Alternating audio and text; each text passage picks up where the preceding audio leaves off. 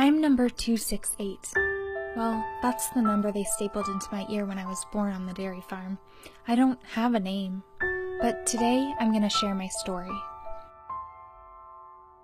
I've heard that most people have been taught that we are these magical milk machines that live on rolling green hillsides, producing an endless supply of milk for people to enjoy. Well, that couldn't be farther from the truth. I want to share with you what my life is really like, and what it takes to get my milk into your glass. Okay, let me rewind to the beginning. When I was born, I had only a few hours with my mom before a man came and dragged me away from her.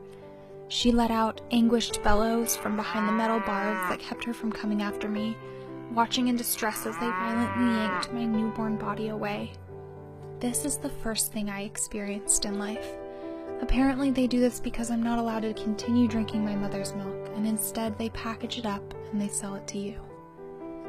I was dumped into a tiny, isolated pen.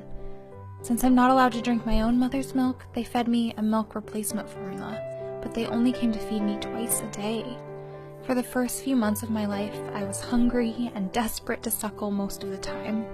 I didn't have room to walk, run, or play, to make friends. I was denied virtually everything that was natural.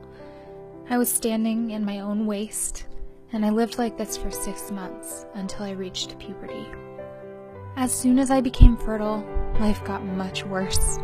Just like humans and other mammals, we only produce milk for our young, so we must become pregnant before we begin lactating. But while this may sound like a natural phenomenon, there's nothing natural about what happens in today's dairy farms.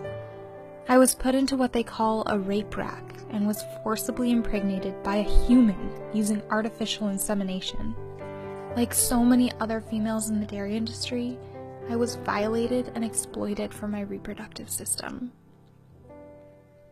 I was pregnant for 9 long months, and just like most mothers, when my baby finally came, I was overwhelmed with joy, love, and protectiveness. I cleaned him, nourished him with my milk, and we bonded immediately. His small body was snuggling against mine to keep warm in the night. He was perfect. But just as I was torn from my own mother not even a day after my birth, so was my son torn from me. Of all the pain I had endured, this was the worst. I cried out, desperate to have my baby back in my protective care, but it was no use. I knew what would happen to him. Since he was male, he would never produce milk and was of little value to the dairy industry, so he would be sent to a veal farm. There, my baby boy would be confined so tightly that he could barely move. He'd be fed an iron-deficient diet until he became severely anemic. His muscles would atrophy, and after 3 or 4 months, he'd be killed. The flesh of my calf would then be sold as high-priced veal.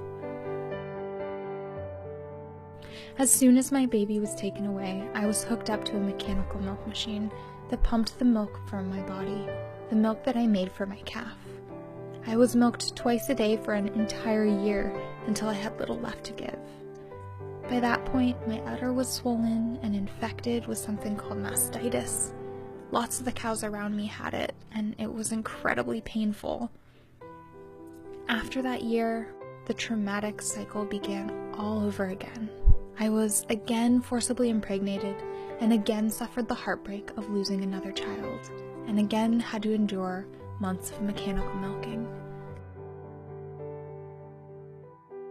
This cycle continued every single year of my life until now. I'm just 7 years old, still an adolescent considering I can live to be 25 or 30 years. But I'm tired, I'm weak. My milk production levels are falling, and according to the men, I'm all used up and no longer profitable to the farm.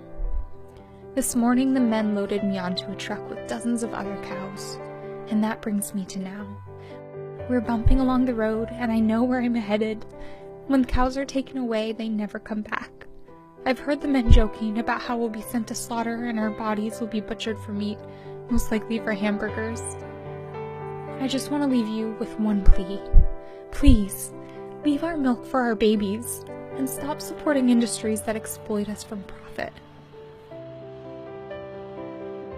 If sharing my story can spare even one cow from this life of misery, maybe this won't have all been for nothing.